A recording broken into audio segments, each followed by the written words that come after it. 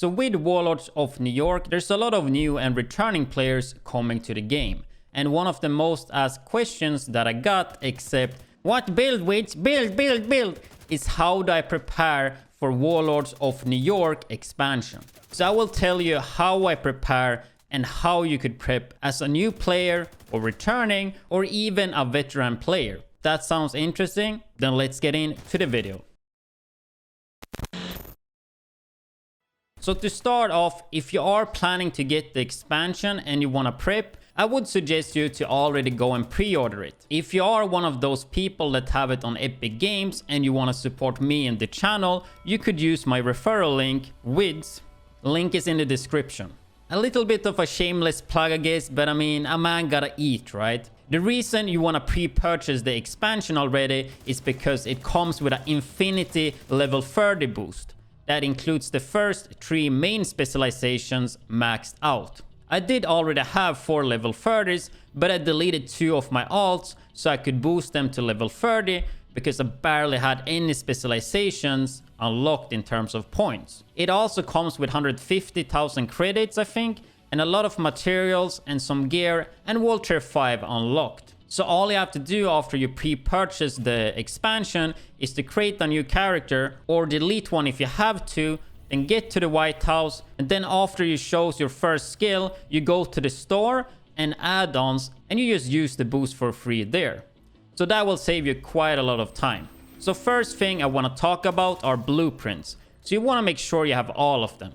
A lot of the blueprints are tied to side missions, and when you've done all the side missions, then you can farm more through projects, which you can find in the menu, and also from control points rank 3 or 4.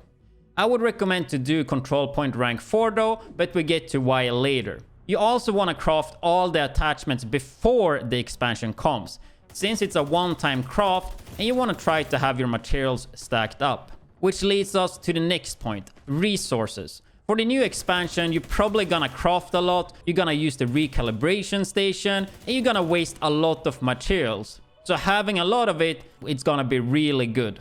So you want to aim to cap your materials, which is at 1500, which shouldn't be that hard, especially if you use the level 30 boost, because you get so much materials from that. A good way to farm materials is to do the solar farm control point and the area around it. If that's not enough though, you also have some underground locations that could be useful. Then try to get as much credits as possible, and it would also be worth to stack up the Dark Zone resources, but they are only obtainable in Dark Zone. And it might be worth to collect all the SHD tech as well for future skill, but I'm not sure if you're actually gonna need that though, but it could be useful if you're really out of stuff to do. Then we have the specializations. I'm currently trying to max out as much as I can when it comes to my alts, since my main is already maxed on all of them. Because it might be worth to play on multiple characters on the expansion, like the raid for example. You could get the weekly reward multiple times if you play it on different character every week.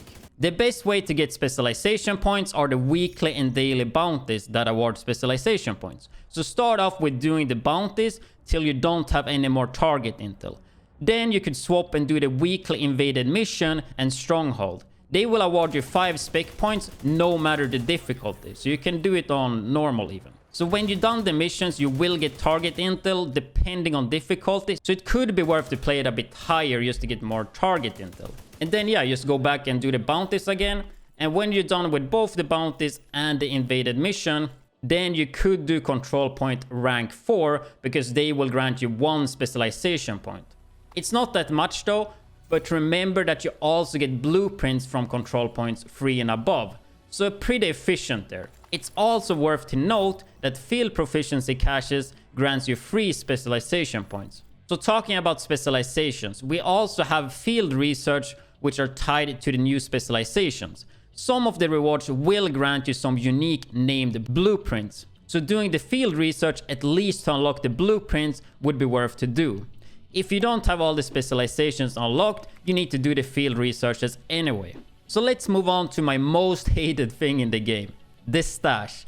I always been super lazy when it comes to inventory management, but since Warlord of New York are upping the level from 30 to 40, almost all the gear are gonna be useless. So it's pretty simple this time around to sort it, but there's also some gear that you wanna save. So because of that and Gear 2.0, I wouldn't really try to min-max a build right now unless you really enjoy that, since the build is gonna be useless when the expansion hits. So starting off with the exotics, I'm gonna save one of each since we're not 100% sure how the changes will be.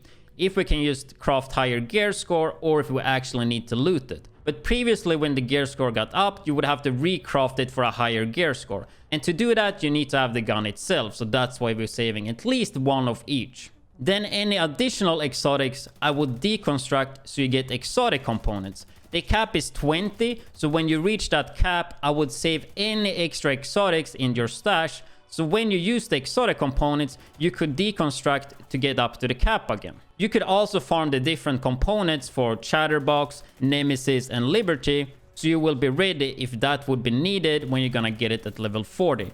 I'm not sure if that will be needed though, and I feel like it's not gonna be needed, but if you have extra time and you really wanna be prepared, you could do that.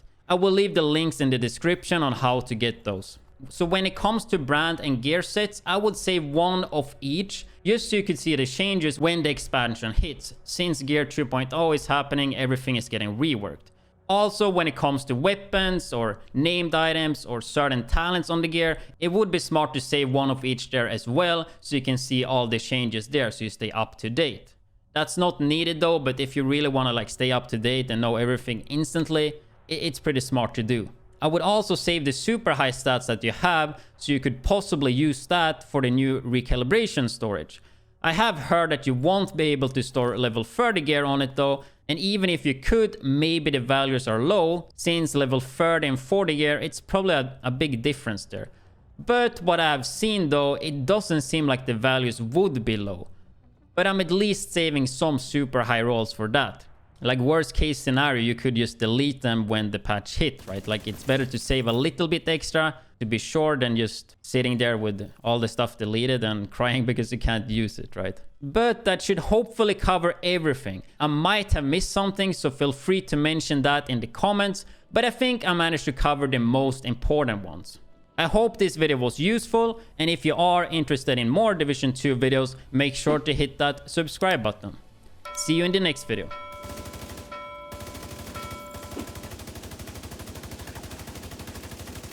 Tomorrow I'm gonna have a video about named honey badger. A bit late, I know, but yeah. Then after that I can probably make a video. Warlords prep.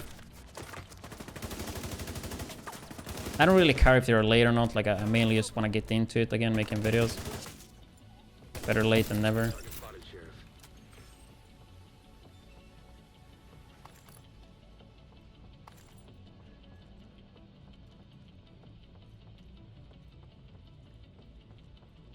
Am I sunning out?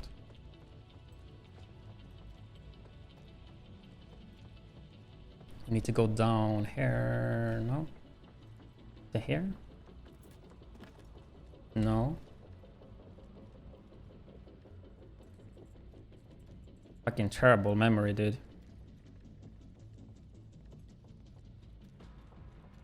There.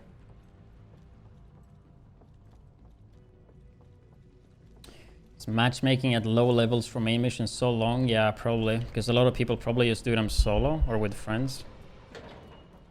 It would have been so nice if this game had crossplay, right? A crossplay, console and PC, for all the PvE activities. I mean, they can have optional as well for like PvP, sure, but like just for the PvE, it would make the matchmaking so much faster, right? That's another exotic, dude. What? We on a roll, dude. Is that another? Oh, that's a. It's still not. It was the last mission.